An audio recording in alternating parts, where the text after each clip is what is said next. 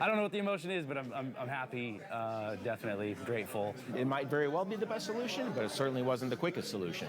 But it is the solution. For a solid year, hundreds of homeowners in the Rio Verde Foothills subdivision north of Scottsdale have served as an international symbol of Arizona's failure to manage its dwindling water supply. Scottsdale cut off water to the subdivision's standpipe last January 1st.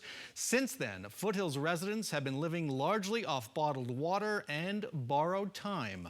But last week, state regulators approved a permanent solution to Rio Verde Foothills water woes.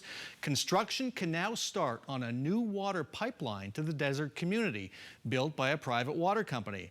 The pipeline is still at least 2 years away. A temporary agreement to pay for Scottsdale water should keep Rio Verde afloat until then.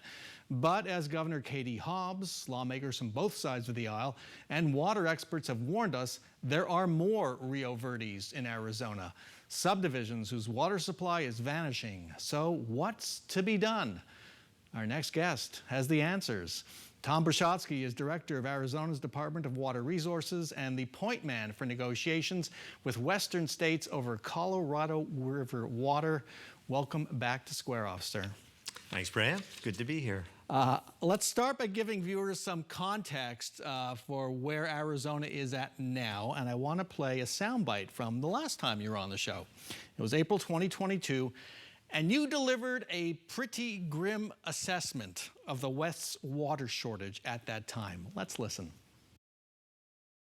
I never thought this day would come this quickly, but I think we always knew that this day was potentially out there. You never thought that day would come this quickly. What day was it? What were you referring to at that moment?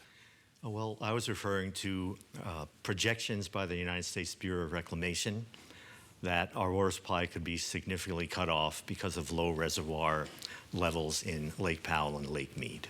And that was just a year and a half ago, and there were some communities in northern Arizona that faced the loss of their water supply. And the word Deadpool was being used for Lake Mead, that no water would be able to come out of it. That is correct, but that is not the case today. It's not the case today. And I'll tell you, after you gave that interview, we had some guests in the studio, and they came up to me, and they were shocked. And they said, should we sell our homes? Well, the answer is no, because as we always do, we address our problems and create solutions. And so a couple of months after that interview, the Commissioner of Reclamation, Camille Touton, testified in a Senate hearing that we needed to cut our use by 2 to 4 million acre feet. This past winter, we got 1 million acre feet from Mother Nature, and we put together a plan last May using Inflation Reduction Act funding to pay people to conserve water, and we have on the books a plan to conserve the other 3 million acre feet.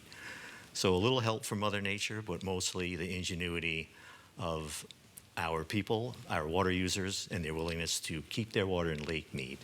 Now, talk about the Mother Nature piece, because that was unexpected. Fair to say? Correct. We got about 1 million more acre feet of runoff from good snowpack than we were expecting, but that is just a bit of a temporary outcome. We're not expecting that to be our future. We have to plan for the dry future. But again, conservation programs like the one we're in the midst of are our future. We will also continue to take reductions the way we also have over the last 5 or 6 years. And a lot of money has been spent as well to conserve water, billions of dollars. Is there enough money this year, next year, future years to buy our way out of this mega drought? So we've stabilized the system through 2026. All of the agreements that manage the water on the river expire at the end of 2026. New management paradigms will be put into place. I would expect that it will include mandatory uncompensated cuts, but also hopefully compensated conservation as well, a combination of those two things. Not far enough down the road to tell you how that would work or where the funding might come from. But that is, I think, what we are trying to achieve among the 7 states that share the river. I want to come back to 2026 in a minute and just return to what happened over the past week. Governor Katie Hobbs' Water Policy Council issued its recommendations, and dealing with the unregulated use of groundwater in rural areas was one of them. That touches on the Rio Verde problem that made national headlines. How many of her recommendations do you think are actually doable by going through the legislative process? Democratic governor, Republican legislature. So there's one major recommendation that doesn't need to go through the legislature, a new way for municipal water providers to get designated under a 100-year assured water supply. We won't go into the details of that. The other possibilities do need to go through the legislature. In relation to the Rio Verde foothills example, we have recommendations to deal with what are called wildcat subdivisions and rent to own. And basically that would make those houses that are being built subject to the assured water supply program and ensure that they have water today and out into the future. And Rio Verde Foothills was built outside of those programs, and that wildcat subdivision loophole attended to Rio Verde Foothills. We have strong support among the council, the constituents who participated for those outcomes.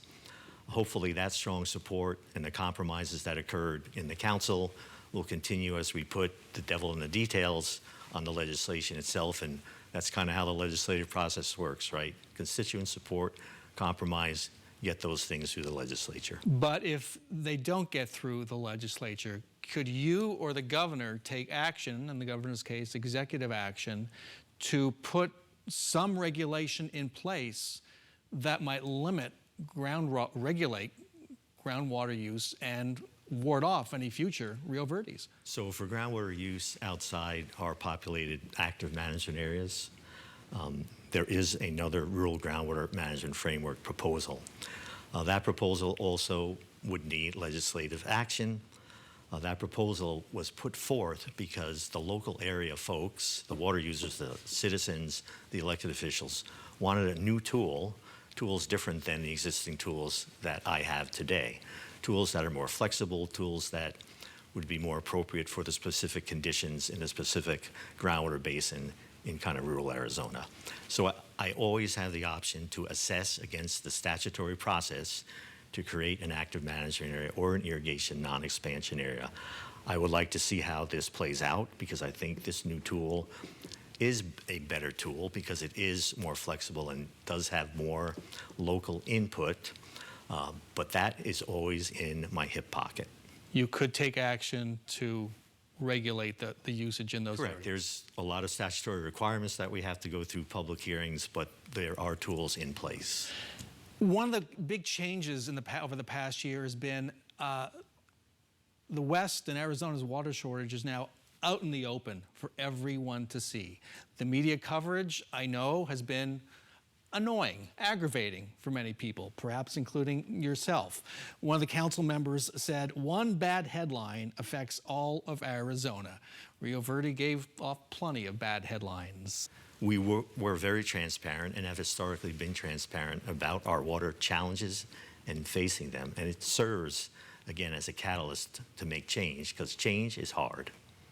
I just want to wrap up by going back to the 2026. So the end of 2026, big deadline, the 20-year agreement among all the states on how to use Colorado River water expires. Terry Goddard told me it's going to be a really tough negotiation because you're dealing with less water. How do you see it? Yes, it will be a tough negotiation. We, the state parties and the water users have been meeting since the summer. I think we've made great progress. We gave a preview of what we've done so far to our constituents through something called the Arizona Reconsultation Committee. If you look on my website, azwater.gov, you can see the presentation and see how far we've gotten, but we have a lot more to do. We're looking at a new paradigm. Instead of looking at elevations in Lake Powell and Lake Mead, we're looking potentially at the contents of all the reservoirs, Lake Powell, Lake Mead, and reservoirs in the lower basin and upper basin as the trigger points instead of elevations. It will create some more certainty. It will create a smoother curve in terms of how the reductions will hit our water users, and it will stop relying on hydrologic forecasts out into the future that have sometimes not served us well. Will it mean more cuts to water usage? We will have cuts embedded in that program. We have to reduce our use. The only two levers we have are reducing use or augmenting water supply. Tom Buschatzke, thank you so much for joining us. Thank you.